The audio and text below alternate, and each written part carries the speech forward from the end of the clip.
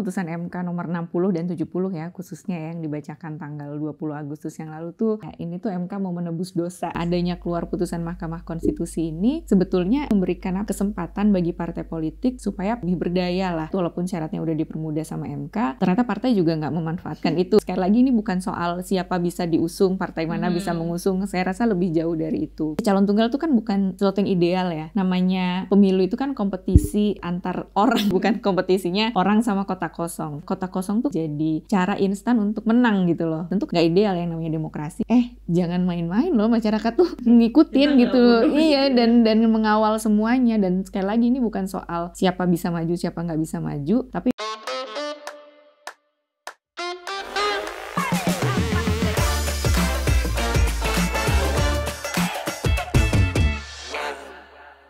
Halo teman-teman semua, kembali lagi di podcast For Your Politics, yang muda yang berpolitik, bersama aku Nela.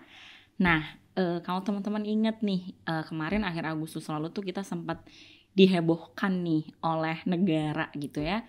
Kalau teman-teman menyimak perbincangan di media sosial, kita melihat kayak ada peringatan darurat yang tiba-tiba kayak naik secara kolektif dan ramai gitu ya. Terus abis itu kayak buntut dari kabar itu teman-teman juga jadi pada turun ke jalan gitu, dan terus kita juga jadi melihat peta pencalonan kepala daerah yang jadi heboh gitu ya. Ada yang tiba-tiba namanya muncul di akhir-akhir jam-jam pendaftaran, terus kemudian ada juga yang misalnya kayak dari sebelum survei itu belum ada tapi tiba-tiba muncul gitu ya. Nah, sebenarnya kita akan membahas soal kehebohan Pilkada 2024 ini yang sebenarnya kayak udah bentar lagi gitu.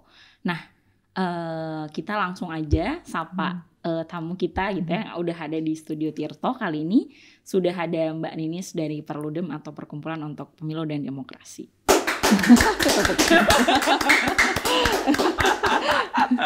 Sehat Mbak ya? Alhamdulillah. Mbak Nila apa kabar? Sehat juga, alhamdulillah. Meskipun agak heboh gitu ya. Nah, mungkin sebenarnya kayak kita juga mencoba untuk menjadikan pilkada ini juga sebagai hal yang penting gitu ya, selain kemudian pilpres yang udah selesai gitu ya. Mungkin sebelum lebih jauh gitu Mbak tentang pilkada gitu, kita mungkin akan bicara dulu soal putusan MK nih yang akhir Agustus sebenarnya dianggap sebagai dalam tanda kutip angin segar mungkin ya, setelah namanya tercoreng gitu ya. Nah, bagaimana Mbak Perludem mengikuti proses itu, dan mungkin bisa diceritakan dulu nih bagaimana perspektif Perludem gitu terkait putusan tersebut, dan apa yang jadi kejutan gitu ya dalam tanda kutip. Iya, memang putusan MK nomor 60 dan 70 ya, khususnya yang dibacakan tanggal 20 Agustus yang lalu tuh, ada juga yang bilang kayak ini tuh MK mau menebus dosa gitu ya. Menebus dosa yang kemarin waktu bulan Oktober itu. Jadi kan sebelumnya, jadi dua putusan MK ini kan adalah terkait dengan pencalonan di pilkada ya. Jadi kalau yang nomor 60 itu terkait dengan persentase dukungan dari jalur partai politik. Kalau yang 70 itu tentang syarat usia yang kemarin juga sempat heboh. Jadi kalau di pilkada itu untuk pencalonan bisa dari dua jalur.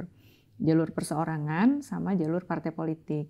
Nah, sebelum ada putusan Mahkamah Konstitusi, dua-dua syarat ini tuh syarat yang cukup berat. Kalau untuk perseorangan kan harus mengumpulkan dukungan ya, KTP gitu ya, surat pernyataan yang berapa banyaknya tuh tergantung dari jumlah DPT penduduknya gitu ya. Misalnya kayak Jakarta kemarin tuh harus kumpulin sekitar 618.000 lebih. Itu angka yang besar sekali gitu ya. Dan memang syarat ini tuh naik gitu dibandingkan dengan undang-undang pilkada sebelumnya. Nah, lalu dari jalur parpol itu syaratnya harus punya 20% kursi DPRD atau 25% suara sah pemilu DPRD-nya. Dua-duanya sama-sama berat syaratnya. Karena kalau dari parpol ya misalnya ya, itu jarang sekali partai politik yang punya punya suara, punya kursi sebesar itu. Jadi mau nggak mau harus berkoalisi. Dan nggak jarang koalisinya koalisi yang besar gitu ya, koalisi yang gemuk gitu. Nah, adanya keluar putusan Mahkamah Konstitusi ini sebetulnya ini tuh memberikan memberikan kesempatan bagi partai politik supaya partai itu bisa lebih lebih berdaya lah. Karena kan syaratnya jadi jauh sekali. Yang tadinya 20% kursi atau 25% suara sama MK tuh diubah. Jadi dukungan persentase suaranya itu tergantung dari berapa banyak DPT yang ada di daerah itu.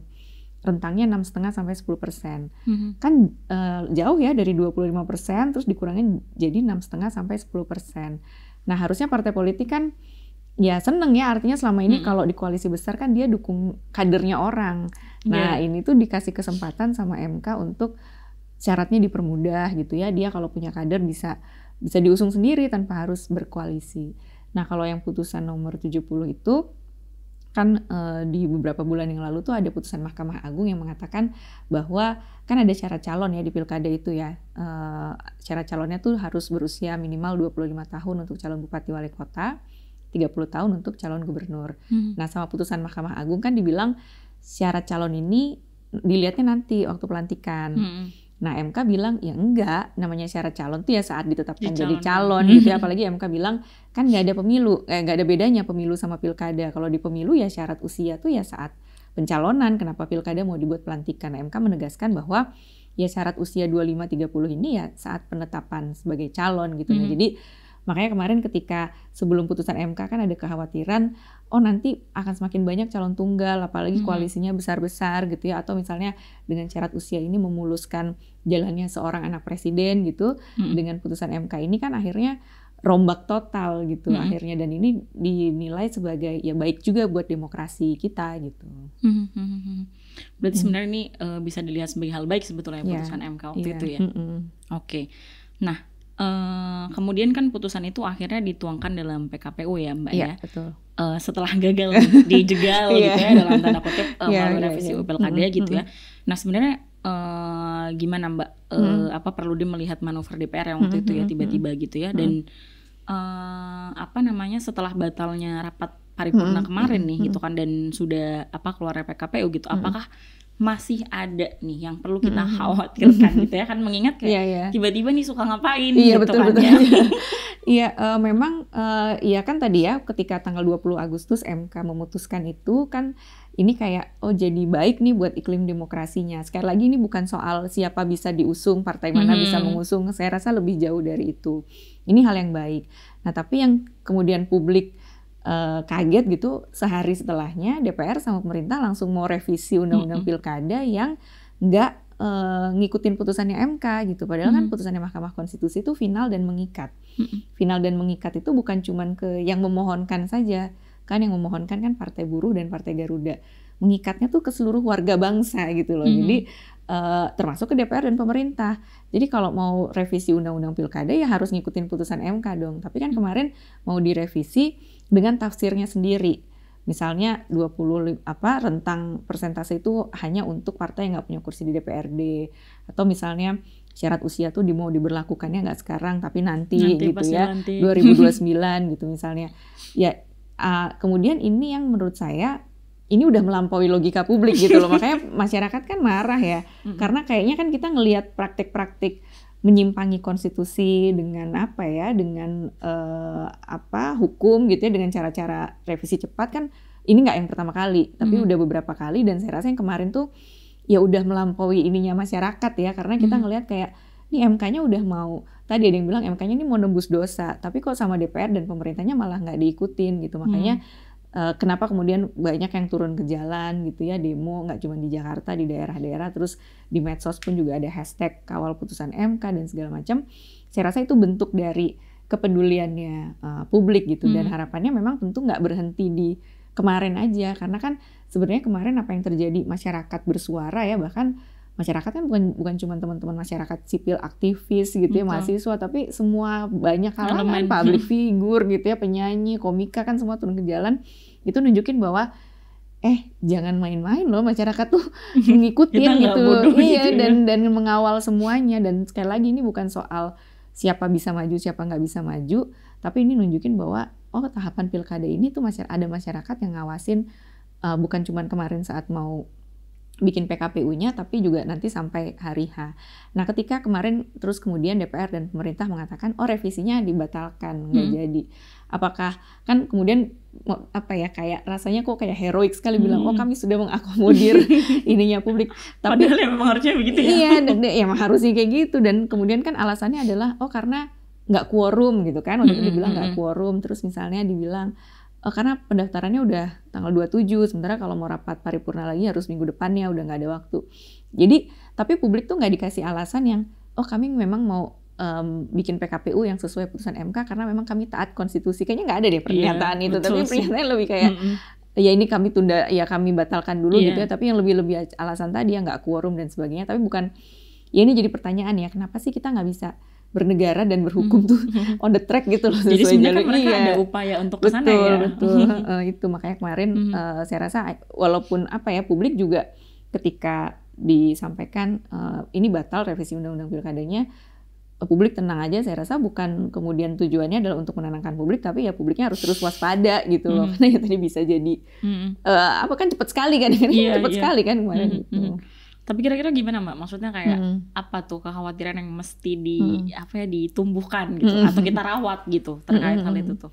Iya, tadi ya ke semangat yang kemarin ya 21 Agustus banyak yang turun ke jalan itu, saya rasa semangat untuk mengawasin jalannya proses pilkada ini harus selalu ditumbuhkan gitu ya, karena bisa jadi kalau misalnya kita ngeliat praktik pemilu yang sebelumnya ya kan, pemilu yang 5 kotaknya bulan Februari yang lalu, ada kecurangan, ada manipulasi misalnya, mungkin ada intimidasi. Itu bisa saja pola-pola yang sama terjadi di pilkada, karena kan jaraknya dekat sekali nih. Betul. Kemarin pemilunya Februari, pilkadanya November. Jarak yang dekat ini tuh bikin tarik-menarik kepentingan politiknya juga bisa sangat tinggi gitu ya. Dan apalagi kalau misalnya kita bicara aja lah, misalnya penggunaan state resources gitu misalnya, atau bagi-bagi bansos gitu misalnya, yang kalau kata MK ya itu memang ada, tapi kurang bukti ya kan, bisa jadi yang kayak gitu-gitu terulang lagi di pilkada. Jadi masyarakat harus tetap aware lah dengan kemungkinan-kemungkinan yang terjadi gitu. Oke. Terus kalau misalnya nih Mbak, kita ngomongin soal kita udah keluar gitu ya PKPU dan memang mengikuti keputusan MK gitu. Termasuk mungkin tadi ya terkait ambang batas parlemen dan juga syarat batas minimal usia calon kepala daerah gitu ya. Hingga partai yang mungkin bisa mengusung calon tanpa koalisi. Nah, melihat hal ini gimana Mbak? Sejauh mana Perludem tuh kayak melihat ini sebagai ini mengubah peta politik nih gitu. Karena kan kayaknya memang setelah itu langsung banyak hal terjadi, kayak tiba-tiba apa gitu kan ya. Iya, di satu sisi memang putusan Mahkamah Konstitusi ini bikin peta koalisinya berubah gitu ya. Artinya kan ada partai yang kemudian memikirkan ulang, kita tuh ternyata bisa loh mengusung calonnya sendiri. Atau misalnya ada partai yang kemarin kayaknya udah ketutup jalannya gitu ya, karena nggak memenuhi persentase syarat minimalnya, terus bisa, dan akhirnya ada calon-calon yang dimunculkan gitu ya. Walaupun mungkin dari sisi partai politiknya juga kaget juga gitu ya, karena kan putusan MK itu tanggal 20 Agustus, pendaftarannya tanggal 27, jadi kan jaraknya dekat sekali. Bisa jadi mungkin ada juga partai yang belum nyiapin nih, siapa nih yang mau kita siapin. Makanya kemarin misalnya di pendaftaran tuh ada yang, saya juga baru ditelepon nih sama partai gitu, misalnya hanya di video call gitu ya. Daftarnya lewat video call, akhirnya saya juga baru ditelepon nih mendadak gitu ya. Ya bisa jadi, tapi ini semacam membuat partai politiknya jadi berpikir ya di satu sisi ya, bahwa bisa mengusung calonnya sendiri itu ya memang bisa dibilang ini kasih reward buat kamu bisa loh, kamu kan punya kader nih di daerah yang bisa dimunculkan gitu ya, dan ini udah dikasih kesempatan sama Mahkamah Konstitusi. Nah tapi di sisi yang lain gitu ya, ternyata kita ngelihat bahwa ya angka calon tunggalnya juga tinggi ya, masih tinggi gitu. Nah ini juga jadi pertanyaan ke partai, kenapa nggak dimanfaatkan nih, padahal kan udah dibuka sama MK ya kesempatannya, kenapa partai nggak memanfaatkan itu, atau apakah di 43 daerah yang potensi calon tunggal ini memang partainya nggak punya kader gitu loh, nggak siap secara kaderisasi, rekrutmen politiknya nggak siap, sehingga ketika mau pilkada, dan partai kan pasti berhitung ya, punya hitung-hitungan lah nanti potensi kemenangannya akan gimana gitu ya. Mungkin kalau dia punya kader, tapi kalau secara potensi kemenangannya kecil, mungkin dia juga berpikir-pikir ya mending kita gabung ke koalisi yang besar aja yang potensinya menang gitu.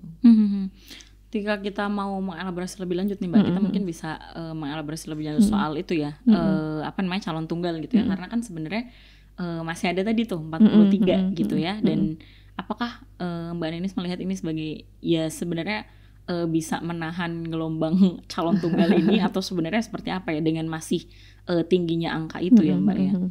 Iya, ya ada juga yang mengatakan bahwa kalau nggak ada putusan MK mungkin angka calon tunggalnya lebih Semakin tinggi tinggi lagi lagi. gitu ya. Ini udah karena putusan MK jadinya hanya di 43 daerah. Tapi ya calon tunggal itu kan bukan sesuatu yang ideal ya. Namanya pemilu itu kan kompetisi antar orang gitu ya, bukan kompetisinya orang sama kota kosong. Tentu nggak ideal ya proses nggak ideal buat demokrasi. Memang kalau pertanyaannya legal atau enggak, konstitusional atau enggak, ya konstitusional. Karena kan kita bisa kemudian ada calon tunggal, kota kosong lawan kota kosong ini kan karena ada putusan Mahkamah Konstitusi juga gitu ya di tahun 2015. Karena ada kekosongan hukum gitu ya. Jadi MK mengatakan oke, kalau yang daftar cuma satu boleh, tapi di surat suara itu jangan cuma dia. Jadi harus ada di sebelahnya ada kolom kosong yang kemudian masyarakat juga bisa memilih gitu loh. Jadi jangan juga seolah-olah pilihannya cuma satu, ya itulah yang dipilih masyarakat ya. Tapi masyarakat juga bisa mengekspresikan pilihannya. Kalau ya kan nggak bisa dipaksa juga orang harus milih dia ya dengan kota kosong itu. Nah tapi yang disayangkan adalah sekarang karena trennya kan angkanya naik terus ya. Kota kosong tuh kayak jadi apa ya? Jadi cara instan untuk menang gitu loh.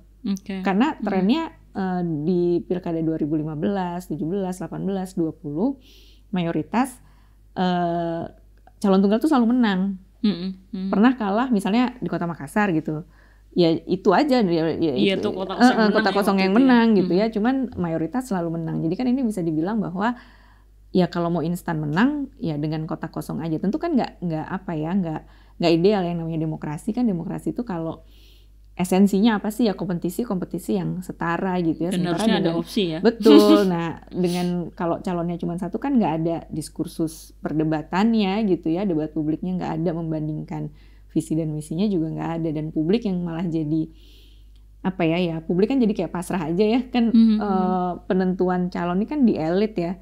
Publik kan kayak udah nih siapa nih calonnya kita terima. Ini kayak ya calonnya kalau nggak ini ya kota kosong gitu. Jadi publiknya yang harus yang harus menghadapinya gitu. Tapi sebenarnya apa Mbak menurut Mbak Nis yang melatar belakangi fenomena calon tunggal ini? Mengingat tadi mungkin sempat disinggung juga ya kayak dari pilkada ke pilkada sebelumnya ke yang sekarang itu kan sebenarnya juga naik terus gitu ya. Iya, kalau sebelum pilkada sebelumnya ya karena syaratnya berat sekali gitu ya. Jadi harus koalisi ya, mau nggak mau bikin koalisi dan gak jarang koalisinya besar. Nah yang sekarang saya ngelihat walaupun syaratnya udah dipermudah sama MK, ternyata partai juga nggak memanfaatkan itu gitu ya. Bisa jadi dia nggak siap dari sisi rekrutmennya, dari sisi kaderisasinya dia nggak siap, nggak punya kader. Nah ada juga kalau saya ngelihatnya faktor ini antara pemilu sama pilkadanya kan kita di tahun yang sama ya. Jadi dekat sekali jarak antara pemilu dan pilkada. Pemilu kemarin kita Februari dan kita udah tahu siapa pemenang pemilunya kan. Waktu pemilu kan ada 3 koalisi besar ya, 3 koalisi capres ya, 1, 2, 3. Pasangan calon nomor 2-nya menang gitu ya. Yang koalisinya kita kenal KIM itu, Kim itu. Nah ternyata pemenang koalisi ini pun ingin mengajak yang lainnya juga kan partai-partai yang tadinya nggak ngusung di pilpres kan juga diajak di pilkada ini. Supaya koalisinya juga semakin besar di pilkada. Bisa jadi karena ada keinginan agar koalisi di nasional ini bisa sebangun juga di daerah gitu. Jadi ya samalah bangunan koalisinya. Nah tapi kan pasti kita tahu yang namanya membentuk koalisi pencalonan baik di pemilu di pilkada kan nggak programatik ya, pasti ada ininya lah, ada tawar menawarnya, mungkin ada sesuatu yang dinegosiasikan. Jadi jangan-jangan oke nih kita berkoalisi di pilkada, tapi nanti ada sharing power ya setelah pemerintahannya terbentuk gitu kan, bisa jadi seperti itu. Jadi akhirnya kan kalau seperti itu jadinya kan kepentingan jangka pendek ya. Dan tadi partai kan pasti berhitung ya, berhitung peluang menang kalahnya, berhitung nanti dia dapat posisi apa misalnya, dan itu pasti partai sudah menghitung betul. Nah ini juga jadi salah satu faktor calon tunggalnya masih tinggi kalau menurut saya. Ya mustahil sih kalau ngasal gitu. Iya. Oke. Terus nih Mbak, mungkin masih soal calon tunggal dari kota kosong gitu. Kalau misalnya kita di kota-kota yang calon tunggal gitu, apakah sebenarnya lebih baik memilih kota kosong aja atau seperti apa tuh sebenarnya? Nah ini yang yang publiknya juga perlu, kadang-kadang ada pemahaman gini, kalau calonnya cuma satu maka hanya dia yang bisa dipilih. Kan ini pemahaman yang keliru. memilih kota kosong pun juga hak. Kalau ada yang mau mengkampanyekan kota kosong pun juga hak gitu ya. Jadi dua-duanya hak memilih langsung memilih pasangan calon tunggal itu hak, mau memilih kota kosongnya juga hak. Dan ketika nanti penyelenggara pemilu mensosialisasikan, kan pasti nanti KPU akan melakukan sosialisasi ya. Kalau yang lebih dari satu dia akan sosialisasikan semua. Tapi kalau dia mau mensosialisasikan yang calonnya hanya satu, ya kota kosongnya juga harus disosialisasikan. Jadi sebetulnya publik intinya adalah harus dapat informasi yang utuh nih soal pilkada yang calonnya cuma satu. Tadi milih kota kosong hak, mengkampanyekan kota kosong hak, dan di daerah-daerah yang calonnya hanya satu, masyarakat di sana ya, pemantau pemilu di sana yang terakreditasi, mendaftarkan diri ke KPU di masing-masing daerah itu, dia punya privilege untuk kalau misalnya nanti mau melakukan sengketa hasil pemilu ke Mahkamah Konstitusi, itu masyarakat bisa, asalkan jadi pemantau pemilu terakreditasi.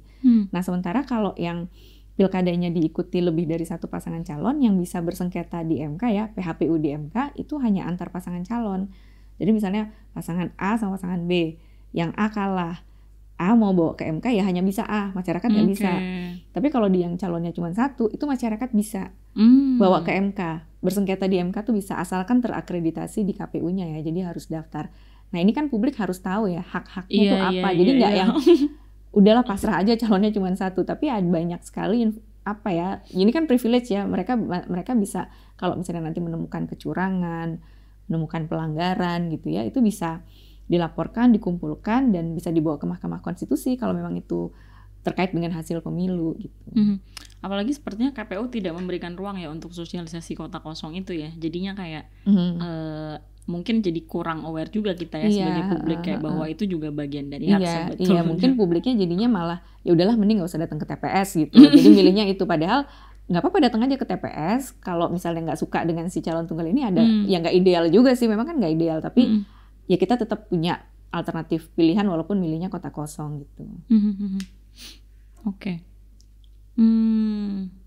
Nah, apakah kita bisa ya Mbak kayak dengan memilih kota kosong itu menjadi apa ya, pelajaran dalam tanda kutip bagi parpol gitu ya, agar menyiapkan kader terbaik gitu atau seperti apa gitu, karena kan sebenarnya artinya kan kalau seperti itu kan berarti ini kader kalian tidak mumpuni gitu ya. Iya, ini harusnya jadi apa ya, kalau kota kosong yang menang ya tentu harusnya jadi refleksi buat partai, apalagi kan kalau si calon tunggal ini didukungnya oleh banyak partai gitu ya, misalnya hampir semua partai gitu di situ dia, tapi kemudian masyarakat lebih banyak yang memilih kota kosong kan. Ini kita udah rame-rame nih sekian belas partai politik, tapi masa sama kota kosong aja kalah gitu. Artinya kan partai belum tentu loh dalam suatu bangunan koalisi yang besar itu iya memang bisa dikatakan cara instan untuk menang, tapi juga belum tentu menjamin suaranya, karena kalau masyarakatnya jenuh dengan kondisi partai gitu ya, merasa kok malah kita nggak dikasih pilihan, bisa jadi masyarakatnya akan memilih kota kosong. Dan ke depan kalau menurut saya misalnya ya ada pasangan calon yang hanya satu, terus dia kalah ngelawan kota kosong, mungkin dia harusnya nggak boleh ikut pemilu lagi kan, ibaratnya gini, lawan kota kosong aja kamu kalah kok ya nggak ada diskusi perdebatannya, apalagi kalau misalnya itu ya kan kira-kira kan gitu ya. Nah artinya kan partainya harus berpikir, oh kita harus nyiapin orang nih betul-betul serius gitu untuk pilkada gitu. Iya ya, lawan kota kosong aja kalah apalagi ada perdebatan yang lain gitu ya. Nah sebenarnya kalau komisioner KPU juga nih kemarin kan sempat ngomong juga tuh Mbak, kayak kalau calon tunggal ini menang maka pilkada berikutnya tuh nunggu tahun 2029 gitu ya, sesuai dengan UU Pilkada gitu. Nah, berarti kan maksudnya gimana? Itu kan satu sisi mungkin apa ya, jadinya kan nanti diisi oleh PJ ya gitu, yang mana itu ditunjuk langsung gitu ya oleh pemerintah gitu. Nah, sebenarnya itu gimana Mbak secara aturan tuh kalau misalnya terkait hal itu? Ya, jadi kalau si kota kosong yang menang, jadi kalau di daerah yang calonnya hanya satu, itu pemenang pemilunya adalah yang dapat 50% atau lebih. Nah kalau enggak, misalnya kota kosongnya ini menang, maka memang pilkadanya akan diulang. Kayak di Makassar kemarin, pilkadanya tuh diulang. Nah diulangnya itu memang di jadwal pilkada yang terdekatnya. Nah tapi di pasal 54 ya Undang-Undang 10 2016 tuh bunyinya gini, pilkadanya akan diulang kalau kota kosongnya menang. Diulangnya kapan? diulangnya itu di tahun selanjutnya atau di jadwal pilkada berikutnya. Oke. Nah ini kan tahun 2024, jadwal tahun berikutnya kan tahun 2025. Oh iya, 2025. Tahun 2025 kan. Nah, Undang-Undang 10 tahun 2016 tentang pilkada itu kan undang-undang pilkada yang mengatur soal masa transisi menuju keserentakan pilkada. Jadi kalau teman-teman ingat kan, kita nih sebelum sampai pilkada serentak seluruh wilayah yang tanggal 27 November nanti kan ada transisinya tuh. 2015, 2017, 18, 2020, 2024. Nah, Undang-Undang 10 tahun 2016 itu mengatur jadwal pilkadanya sampai 2024 aja. Jadi kalau menurut saya nggak usah nunggu sampai 2029 pilkada ulangnya gitu ya. Tapi ya tahun depan kan tahun selanjutnya. Artinya 2025 gitu. Karena tadi ketika dia harus diulang kan nggak ada kepala daerah definitif. Akan ditunjuk penjabat. Nah kalau penjabatnya sampai 2029 itu satu periode loh. Iya itu bukan kepala daerah definitif kan tentu nggak ideal ya. Idealnya adalah kepala daerah itu dipilih langsung oleh masyarakat sebagai kepala daerah definitif. Nah ini yang menurut saya perlu diluruskan gitu loh ya nggak. Karena gini kalau misalnya pun ya dalam kondisi harus memilih nih tahun depan atau 2029. Ya kita memilih yang mana yang paling baik untuk masyarakat dong. Yang paling baik ya segera diselenggarakan pilkada ulangnya di tahun depan, karena kan ya untuk kepentingan publik akan lebih baik kalau kepala daerahnya tuh kepala daerah definitif yang dipilih oleh masyarakat kan dibandingkan dengan penjabat. Toh penjabat aja yang kemarin ada kan itu juga masa jabatannya setahun dan bisa diperpanjang setahun lagi, nggak sampai 5 tahun gitu. Ya ini makanya dari sisi pemerintahan daerah pun saya rasa juga ya tadi ini satu periode loh, masa mau diisi pejabat satu periode gitu. Dan maksudnya kayak kalau misalnya oke yang menang kota kosong kan berarti mungkin ini memang pilihan rakyat yang seperti ini gitu ya. Dan ketika diisi oleh penjabat dan itu sampai 2029 ya berarti ini sama aja dong intervensi pemerintahnya besar sekali. Iya gitu. Karena yang menunjuk penjabat kan memang pemerintah ya, presiden dan menteri dalam negeri gitu. Oke Mbak. Mungkin selain soal pilkada calon tunggal gitu ya, kan kita juga ada masalah juga nih soal hilangnya sanksi diskualifikasi bagi calon yang tidak mengajukan laporan awal dana kampanye gitu ya, dan laporan penerimaan pengeluaran dana kampanye. Nah, berarti kan kita bisa melihat itu sebagai prinsip longgarnya prinsip akuntabilitas dan transparansi gitu ya. Nah, gimana Mbak kalau dari Perludem tuh melihat hal tersebut? Iya, memang kalau saya yang ngelihat ya penyelenggara pemilu hari ini ya dalam hal ini KPU itu sangat textbook gitu loh mengatakan bahwa ini nggak diatur di undang-undang. Di undang-undang memang nggak ada pasal yang mengatur itu. Tapi kan yang namanya peraturan KPU, aturan teknis KPU itu kan melengkapi undang-undang gitu ya. Jadi kalau dirasa itu baik, ya kenapa nggak toh? Aturan ini itu sudah diterapkan di pilkada-pilkada sebelumnya dan nggak ada masalah gitu loh. Bisa diterapkan, peserta pilkadanya nggak ada masalah gitu ya. Artinya kan menerima aja ada aturan ini. Tapi kenapa sekarang mau diubahkan baik juga gitu ya. Kan kita tahu lah yang namanya laporan dana kampanye itu isinya tuh formalitas aja gitu, nggak mencerminkan realnya. Masa misalnya ditulis saldonya biaya kampanyenya misalnya 100 juta untuk jasa, ya kan nggak dijelaskan juga jasanya tuh jasa apa diperinci gitu, nggak diperinci.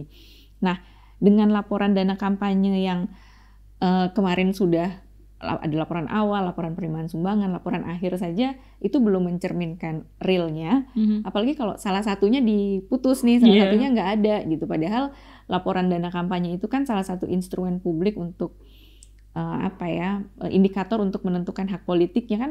Kita boleh tahu, kita berhak tahu loh dia dapat sumbangan dari mana sih, dipakai untuk apa sih, karena bisa jadi ada korelasinya ketika dia terpilih gitu. Misalnya dia terima uang dari banyak sekali dari perusahaan X gitu, jangan-jangan ketika nanti dia terpilih kebijakannya pro terhadap perusahaan tertentu gitu kan, itu berkorelasi. Makanya penting publik tuh tahu dana kampanye ini alirannya dari mana, dan kalau ya tadi ya prinsip transparansi, akuntabilitas itu publik juga perlu tahu. Jangan kemudian dihilangkan dengan alasan ini nggak ada diatur di undang-undang pemilu. Kalau baik kenapa nggak dilanjutkan ya, dan di pilkada-pilkada sebelumnya kan juga ada aturan itu gitu. Ya meskipun ada aja kadang maksudnya kayak itu tadi ya, maksudnya kita taunya cuma secara general nih kadang, cuman oh ini berapa sih, tapi kayak nggak tahu itu spesifiknya buat apa, apalagi nggak ada sama sekali. Iya, betul. Gitu ya. Oke, nah selain itu juga Mbak, kita mungkin nanti kita bisa ngomongin soal itu lagi ya, tapi mungkin yang sekarang nih sempat viral juga tuh kemarin pernyataan Bang Refli Harun nih terkait golput tuh seharusnya nggak perlu datang ke TPS agar partisipasi politik di bawah 50% gitu, sehingga kita bisa menggugat pelaksanaan pemilu ulang gitu, yang tadi mungkin sempat disinggung sama Denis juga ya gitu. Nah tapi gimana Mbak sudut pandang Perludem nih melihat golput gitu ya di tengah situasi pilkada yang sekarang? Iya, golput dalam artian nggak datang ke TPS ya. Ya balik lagi, memilih di Indonesia kan hak ya. Kita mau pakai hak kita atau enggak ya kembali lagi ke masing-masing gitu ya. Beda kalau milih tuh wajib gitu. Ini kan kita hak. Nah, trennya memang angka partisipasi dalam artian orang datang ke TPS di pilkada dan di pemilu, itu di pilkada memang biasanya lebih rendah daripada di pemilu. Nah, ada misalnya kota, salah satu kota partisipasinya nggak sampai 50% gitu. Nah, tapi tingkat kehadiran orang ke TPS itu nggak menentukan kemenangan. Jadi misalnya yang datang ke TPS tuh cuma 30% dari daftar pemilihnya gitu ya, dari daftar pemilihnya, ya suara kemenangan itu akan dihitung dari 30% ini. Jadi kalau 30% ini ternyata dari 30% ini 50%-nya milih si calon tunggal, ya dia menang, walaupun dia akan tetap menang gitu. Hanya saja dia nggak dapat legitimasi yang kuat dari masyarakat karena yang milih dia tuh cuma 30% dari jumlah pemilihnya loh. Jadi walaupun sebanyak apapun orang yang nggak datang ke TPS, ya dia nggak akan menentukan kemenangan. Dia hanya akan menunjukkan bahwa ya legitimasi publiknya nggak kuat aja karena nggak banyak orang yang datang, nggak banyak orang yang milih. Tapi suara kemenangan itu ya hanya akan dihitung dari berapa banyak yang hadir ke TPS itu gitu. Jadi kalau tadi misalnya yang 50% itu pun kan hanya di DKI Jakarta yang harus 50% plus 1, atau yang kota kosong atau yang calon tunggal.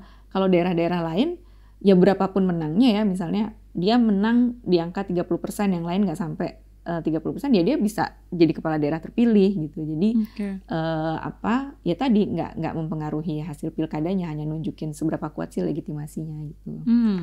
Oke, berarti sebenarnya nggak terlalu maksudnya nggak relevan juga ya soal itu ya? Iya. Oke. Kalau misalnya yang kembali ke yang soal tadi itu Mbak, kayak fenomena calon tunggal nih, hilangnya sanksi diskualifikasi juga gitu ya, yang tadi tidak memberikan laporan dana kampanye gitu ya. Sebenarnya apa sih Mbak, ada hal lain nggak yang jadi sorotan Perludem nih gitu, atau jadi catatan kritis teman-teman Perludem gitu ya terkait pelaksanaan pilkada ini? Iya, saya rasa ini karena tadi ya jaraknya kan dekat sekali ya antara pemilu sama pilkada. Dan pemilu kemarin kan kita juga nggak bisa bilang bahwa pemilu kita kemarin tuh baik-baik aja gitu loh. Karena kalau kita lihat hari H 14 Februarinya aja, ya mungkin ya nggak ada chaos, nggak ada apa gitu ya paling masalah-masalah teknis ya, TPS terlambat dibuka, hujan ya gitu-gitu. Tapi kalau kita lihat dari kebelakangnya gitu ya, di tahapan-tahapan pemilu yang lain kan ya banyak masalahnya ya, tadi soal perempuan gitu ya, kuota perempuan, soal verifikasi partai politik peserta pemilu, soal putusan Mahkamah Konstitusi misalnya, yang soal usia capres-cawapres, soal bansos, penggunaan fasilitas negara. Itu masalah, belum lagi persoalan-persoalan etiknya penyelenggara pemilu kan, yang di pemilu kemarin kan apalagi sampai ketua KPU-nya kan diberhentikan. Nah, pelaksanaan pilkada kali ini nggak bisa dilepaskan dengan situasi itu kalau menurut saya. Jadi ya tadi ya pola-pola kecurangan yang di pemilu bisa jadi dilakukan lagi di pilkada, apalagi ini jaraknya dekat sekali gitu ya. Bisa jadi berulang. Jadi ini yang perlu diperhatikan oleh masyarakat, perlu diperhatikan oleh publik. Jadi jangan berhenti di kemarin kita rame gitu ya, semua mengawal proses yang putusan MK 60 dan 70 itu. Tapi kita harus betul-betul jadi pengawas semuanya gitu loh, di seluruh tahapannya. Karena ini tahapannya masih lumayan panjang. Ini pencalonan. Pendaftaran kan ada yang diperpanjang nih di sampai 43 besok ya. Sampai besok. Nanti masuk masa kampanye. kampanye pun luas sekali kan. Ada yang di media sosial, ada yang ini, belum lagi nanti soal politik uang, soal dana kampanye, sampai hari H, bahkan sampai nanti kalau ada sengketa hasil di MK itu harus jadi perhatiannya publik gitu Mbak.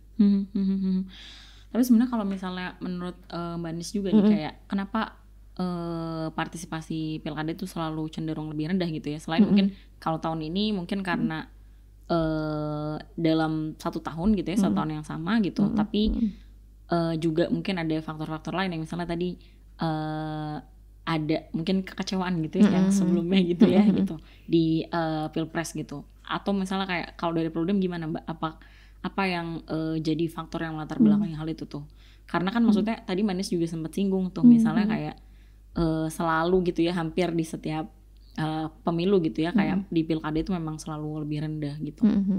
Iya, ya ada beberapa faktor ya tadi ya, faktor orang bosen gitu ya, apalagi ini kalau yang di tahun yang sama, apalagi misalnya orang bosen sama pemilu, ini kemarin baru selesai hiruk pikuk pemilu kan, kemarin panjang sekali kan pemilu tuh ramainya nggak cuma tahun ini, dari tahun 2022 jangan-jangan orang udah ngomongin soal pemilu dan 2024 kayaknya kita cuma gitu dimanfaatkan suaranya doang. Iya betul. Nah jadi ada situasi-situasi itu yang bikin masyarakat juga mungkin merasa ya lelah gitu ya, apalagi kalau misalnya ngelihat perilaku partai politik ya, misalnya kemarin dia die hard nih partai X gitu, ternyata gabung juga gitu kan, ya mungkin ada rasa-rasa kecewa itu gitu kan, ya saya rasa di media sosial pun udah ada yang menyuarakan udahlah pilkada ini golput aja lah, ternyata partainya yang katanya kemarin mau beda tapi ternyata bergabung juga gitu ya bisa jadi karena itu.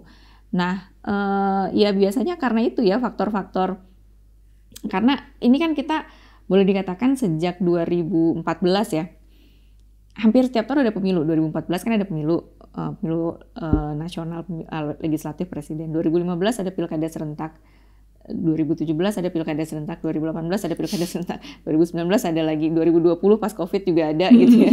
Di 2024 jaraknya emang 2024, tapi di tahun 2024 semua juga ada, semua pemilunya di tahun yang sama. Jadi ya faktor ini orang ya, kejenuhan, dan apalagi kalau nggak punya kedekatan sama partai politik. Kan partai itu nggak dekat sama masyarakat kita.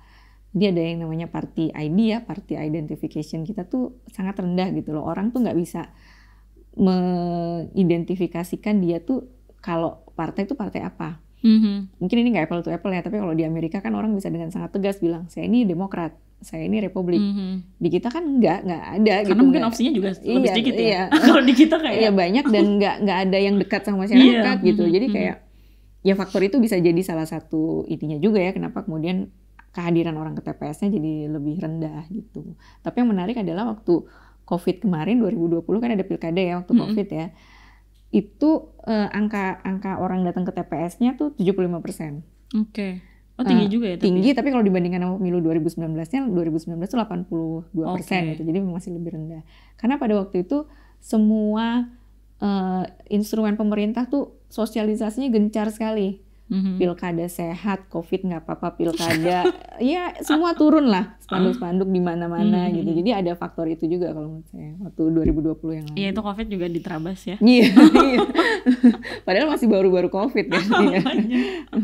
Oke Mbak, kalau misalnya nih tadi kan mungkin sempat nge-mention juga soal kemungkinan kecurangan atau pola kecurangan gitu yang sama mungkin dengan pilpres sebelumnya gitu.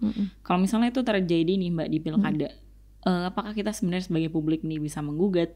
Lalu kalaupun iya, apa sih yang sebenarnya kayak perlu disiapkan gitu sebagai masyarakat sipil nih? Iya, di pemilu kemarin di perselisihan hasil pemilu ya di PHPU-nya itu MK kan ya memang MK menolak semua dalil ya yang dibilang bansos tuh semua nggak beralasan menurut hukum dan sebagainya, penggunaan fasilitas negara disampaikan itu. Nah tapi kemudian di putusan Mahkamah Konstitusi itu MK juga mengatakan bahwa MK ngasih rekomendasi nih ke Badan Pengawas Pemilunya, bilang bahwa Bawaslu ngawasinnya yang lebih progresif dong. Jadi harus lebih jangan kan terkadang gini nih. Permasalahannya kenapa misalnya ketika ada bagi-bagi uang gitu ya atau bagi-bagi apa dilaporin ke Bawaslu tapi nggak ditindaklanjuti karena perspektifnya adalah kalau itu nggak masuk Bawaslunya biasanya bilang ini nggak masuk kampanye, karena kalau yang namanya kampanye tuh harus ada visi, misi, program, harus ada ajakan, harus ada citra diri, yang semuanya harus ada semua gitu. Padahal ya nggak perlu ada semua gitu loh. Kalau ya ngapain sih orang bagi-bagi amplop kalau di masa-masa pemilu ya pasti inilah gitu kan. Apa ada visi-visi. Nggak perlu dia bilang visi saya ini, misi saya ini. Ya udah, ya maksudnya orang ngasih amplop kan ya pasti intensinya kan pasti ya ini ya supaya nanti bisa dipilih gitu. Jadi harapannya Bawaslunya bisa lebih progresif, masyarakat bisa ikut mengawasi, dan memang yang diperlukan sekarang tuh adalah terkadang mungkin orang nggak mau lapor ya. Itu karena khawatir misalnya diintimidasi gitu, diintimidasi balik, atau ya nggak ada perlindungan lah buat yang lapor, atau ya melapor ini cukup ribet lah. Kan harus ada dokumen administrasi yang disiapkan. Misalnya harus bikin kronologis, harus ada buktinya gitu ya. Yang mungkin masyarakat secara awam nggak familiar dengan hal ini gitu. Jadi harusnya memudahkan masyarakat juga untuk mau ngelapor gitu. Jadi memang ada juga ya kecenderungan tidak ingin karena ya keribetan administrasi atau apapun tadi ya Mbak ya. Oke. Mungkin kita udah banyak banget nih ya. Kita udah bicara soal sanksi diskualifikasi tadi, ada kayak kotak kosong gitu ya, dan calon tunggal tadi ya. Mungkin terakhir nih Mbak Ninis, sebenarnya apa sih? Ini mungkin agak klise ya, tapi kayak perlu ditanyakan juga sih. Sebenarnya apa sih upaya yang bisa dilakukan gitu untuk membenahi sistem pemilu kita ini? Berat ya. Ya memang kalau bicara soal bangunan ya sistem politik ini ya, kan ada beberapa lembaga politik ini kan tentu nggak cuman institusi politik, kan nggak cuman pemilu ya, tapi juga ada di situ ada partai politik, ada masyarakat sipilnya, ada pemerintah juga, ya ada aktor-aktor yang lain juga yang kalau ini mau di-reform ya harus semuanya gitu loh. Ya tentu akhirnya kan kalau melihat situasi belakangan ya, apalagi situasi demokrasi kita, ya memang mungkin butuh nafas yang lebih panjang untuk bisa memperbaiki semua satu-satu. Misalnya tadi mau mereform partai politik, ya harus undang-undang partai politik kita tuh nomor 2 tahun 2011, udah 13 tahun undang-undang itu, dan setiap kali didorong oleh masyarakat sipil untuk direvisi nggak pernah goal gitu, karena nggak pernah jadi prioritasnya DPR dan pemerintah. Ya mungkin di satu sisi ya logikanya adalah yang bikin undang-undang kan juga orang partai gitu kan, artinya dia akan mengatur dirinya sendiri. Kalau yang sekarang aja udah bikin nyaman, kenapa harus diubah kan? Tapi kan mau nggak mau gitu loh, ya mau sampai kapan kita kayak begini terus gitu kan? Nggak bisa juga. Saya rasa mungkin ada juga misalnya yang bilang, oh mungkin ya masyarakatnya nggak siap, partainya nggak siap, ini nggak siap. Ya mau sampai kapan nggak siapnya gitu. Kita kan reformasinya udah 26 tahun gitu. Jadi termasuk juga saya rasa pemilu tahun ini tuh betul-betul jadi harus jadi refleksi ya. Misalnya kayak ideal nggak sih nih semua pemilu di tahun yang sama? Kan nggak ideal ya rasanya ya. Dari sisi prosesnya nggak ideal, dari sisi hasilnya pun juga nggak ideal. Kalau sekedar misalnya mengatakan bahwa oh yang penting kan sekarang koalisinya kuat sekali gitu ya, didukung oleh banyak partai politik, nanti pemerintahannya cenderungnya bisa lebih efektif.